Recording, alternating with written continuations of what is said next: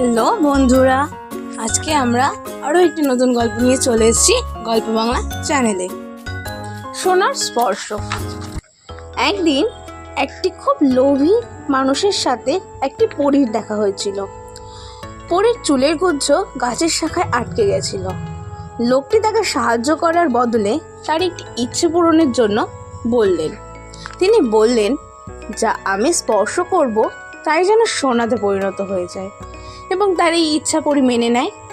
লোভী লোকটি তার স্ত্রী ও মেয়েকে তার এই বরদান প্রাপ্তির খবর দেওয়ার জন্য বাড়ির দিকে রওনা হলেন, এবং পথে সব নুড়ি পাথরকে স্পর্শ করে সোনায় রূপান্তরিত করতে লাগলেন।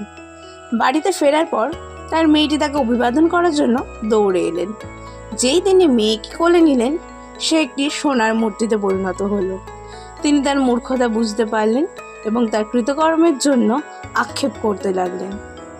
এই গল্প থেকে আমরা বুঝতে পারলাম, লোভই হলো পতনের মূল কারণ। তাই কোনো কিছুতেই লোভ করা উচিত নয়। এটি হলো আজকের গল্পের নীতিকথা। ভিডিওটি আপনাদের সকলের কেমন লাগলো কমেন্টের মাধ্যমে আমাদের জানাবেন। এরকম গল্প শোনার জন্য অবশ্যই আমাদের চ্যানেলটিকে লাইক এবং সাবস্ক্রাইব করবেন। আশা করি আপনারা আমাদের সাথে থাকবেন।